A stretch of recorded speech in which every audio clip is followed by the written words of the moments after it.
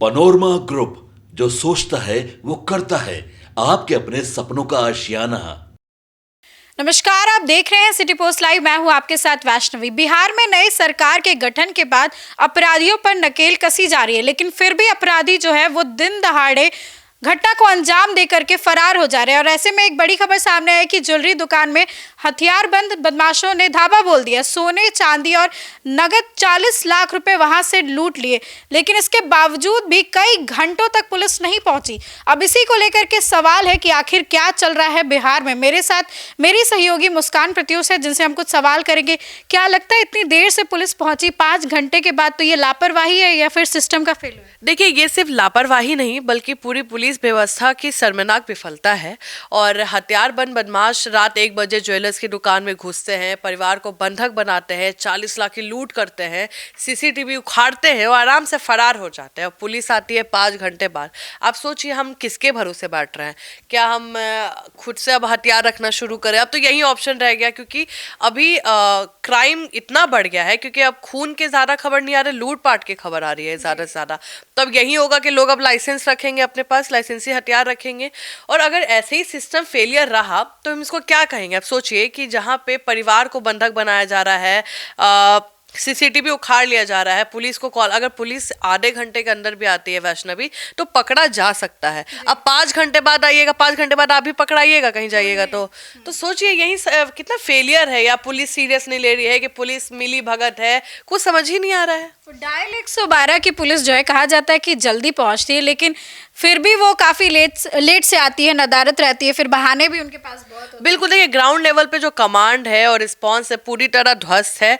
और कहीं ना कहीं जो वादे किए जा रहे हैं, जैसा हम लोग देख रहे हैं, वैसा नहीं मिल रहा है देखने को। और डकैती ऐसा हो रहा है, लग रहा है जो हम लोग 90s में सुनते थे ना कि डकैत आके लूट के जा रहे हैं, वो अब देखने को मिल रहा है। तो बिहार का इमेज बाहर कैसा जाएगा, आप खुद सोचिए। अच्छा, ये बताइए, ये डकैती पहले से ही पुलिस की सुस्ती को ध्यान में रखते हुए प्लान की गई थी क्या, कि ये लोग तो लेट से ही आते हैं, उसी अकॉर्डिंग? बिल्कुल बिल्कुल बिल्कुल, ये कोई अचानक हुआ अपराध नहीं था। अपराधियों को पता था कि पुलिस देर से आएगी, रात में क्या कहते हैं, गश्त नाम की चीज नहीं है, बाजार असुरक्षित है, सीसीटीवी डीवीआर उखाड़ना साफ बताता है कि अपराधी प्रोफेशनल गैंग थे। सवाल ये है कि देखिए, पुलिस को इसकी भनक नहीं थी। अगर कोई भी लूटपाट होता है ना वैष्णवी, तो पहले उसकी रेकी होती है उस जगह की। 4-5 दिन लोग आएगा, देखेगा कौन आता है, कितने बजे बंद होता है, तभी ना उसको पता था कि परिवार अंदर रहता है, ऐसे ऐसे जाना है, सीसीटीवी उखाड़ना है। तो वो पूरा रेकी हुआ। और या फिर जानकारी होने के बावजूद कोई एक्शन नहीं लिया गया। और कहीं ना कहीं ये सवाल खड़ा करता है कि अगर बिहार, जो कहीं ना कहीं कहा जाता है योगी मॉडल आने वाला है, योगी मॉडल में इतनी विफलता अभी से दिख रही है, क्योंकि बहुत एक्सपेक्टेशन हाई हो गया था कि सम्राट चौधरी होम मिनिस्टर है तो कुछ अलग होगा, क्राइम रुक जाएगा, लोग कांपने लगेंगे, अपराधी भाग जाएगा। अपराधी भाग नहीं रहा है, हम ही लोग को भगाने में लग गया है। तो ऐसे हालात है, इसके बावजूद भी कोई एक्शन नहीं लिया जा रहा है, क्या लग रहा है आपको? देखिए, दोनों की हालत में जिम्मेदारी पुलिस प्रशासन की बनती है। और पुलिस प्रशासन कहीं ना कहीं बिल्कुल दिख रहा है कि काम नहीं हो रहा है। वहाँ की पुलिस सोई हुई है। सिर्फ पटना की पुलिस के एक्टिव होने से कोई फर्क नहीं पड़ेगा। पूरे बिहार में ये जमुई का केस है, आप कोई भी केस लीजिएगा, कहीं ना कहीं अपराध हो ही रहा है, रुक नहीं रहा है। FIR कई बार लेट से होता है, पुलिस लेट से पहुँचती है। अगर ऐसे कोई सीरियस क्राइम होता है, किसी की हत्या होती है, तो हम क्या एक्सपेक्ट करेंगे? अगर किसी से लड़ाई हो जाएगा तो हम डर जाएंगे। पहले माफिया लोग अगर किसी को डराता था तो आदमी के अंदर होता था पटना में कि हाँ भाई, पुलिस देख लेगा। लेकिन अब देखिए, सोचिए जो बिहार में जो दूसरे डिस्ट्रिक्ट से, अगर उसका ये हाल है, चोरी करके लोग भाग जा रहा है, पकड़ा नहीं रहा है, अभी तक पुलिस ने कोई एक्शन नहीं लिया है, तो कहीं ना कहीं ये कंसर्न बढ़ाता है कि बिहार में अभी भी कहीं ना कहीं जंगल राज वाला जो चीज है वो दिख रहा है, चीजें दिख रही है। अच्छा, अपराधी युवती को उठाने की कोशिश कर रहे थे, तब पुलिस कहाँ पर? देखिए, सवाल बेहद गंभीर है और इससे हल्के में नहीं लिया जा सकता है। लूट एक अपराध है, लेकिन अपहरण की कोशिश सीधे कानून व्यवस्था पर तमाचा होता है। अगर व्यवसायी शोर ना मचाता, आज कहानी कुछ और होती, तब क्या पुलिस माफी मांगती या फिर जांच जारी रहता? ये बात सब पुराना बयान देखना पड़ेगा। लेकिन ये घटना बताती है कि अपराधी अब सिर्फ लूट नहीं बल्कि सीधे लोगों की जान और इज्जत से खेल रहे हैं, अब बेखौफ हो गए हैं। मुझे लगता है कि जब तक एक एग्जाम्पल सेट नहीं किया जाएगा, तब तक ये लोग बेखौफ ही घूमेंगे। अच्छा, पुलिस की जो देरी से कार्रवाई करने की आदत है, इसकी वजह से अपराधियों का मनोबल कितना बढ़ता है? बहुत ज्यादा बढ़ गया। अपराधी देखते हैं कि वे घंटों तक अपराध कर सकते हैं आराम से, पुलिस को आने में आधा दिन लग जाता है, कोई तत्काल घेराबंदी नहीं होती है, उनका मनोबल 7वें आसमान पर पहुंच जाता है। आज 40 लाख की डकैती है, कल 1 करोड़ की होगी, और आज बाजार है, कल घर होंगे। अगर पुलिस डर का माहौल अपराधियों में नहीं बना पाई तो आम जनता में डर फैलना तय है। तो यही सब आपराधिक घटनाएं जो चल रही हैं, क्या सिर्फ गिरफ्तारी ही काफी है या फिर पुलिस अधिकारियों पर भी कार्रवाई होनी चाहिए? बिल्कुल कार्रवाई होनी चाहिए। अगर कार्रवाई नहीं होगी तो पुलिस भी नहीं डरेंगे, वो भी बोलेंगे हाँ ठीक है हो जाएगा, हम आ जाएंगे। तो सबसे बड़ा सवाल यही है कि 5 घंटे की देरी के लिए जिम्मेदार कौन है? गश्ती दल क्यों सक्रिय नहीं था?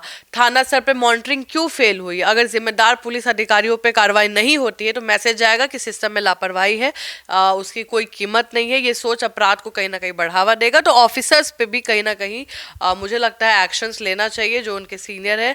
और जो जमुई में डकैती हुई है, ये एक सिर्फ वारदात नहीं है बल्कि पुलिस व्यवस्था पे एक बड़ा क्वेश्चन मार्क डालता है कि अगर वो अभी सख्त कदम नहीं उठाते हैं तो अपराधियों के लिए जो हौसला है उनका और बुलंद होगा, और आम आदमी के लिए कहीं ना कहीं असहाय महसूस कर सकते हैं वो लोग। एक और सवाल है इस केस से हट करके, गोपाल खेमका का भी जब मर्डर हुआ था तो उस दौरान भी जो पुलिस स्टेशन है बहुत दूर नहीं है, बिल्कुल पास है, क्योंकि प्रोमिनेंट इलाके में उनका घर है, लेकिन वहां पर भी काफी देर से पुलिस आप सोचिए, बिल्कुल सही बोल रही है, 4 या 5 मिनट का रास्ता भी नहीं है।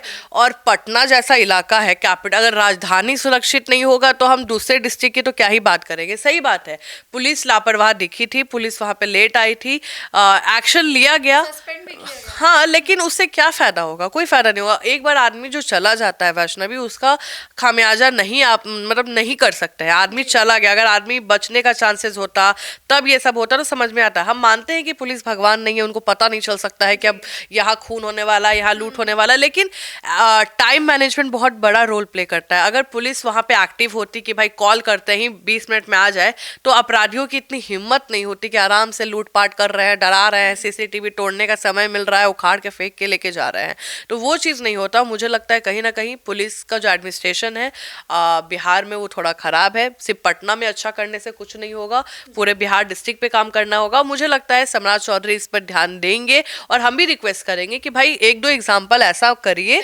कि हाँ, कि अपराध करने से लोग डरे। अभी कोई आप एग्जाम्पल सेट नहीं किए हैं तो एक बार एग्जाम्पल सेट करिए, तो कहीं ना कहीं जो क्राइम है मुझे लगता है फिर कम हो जाएगा।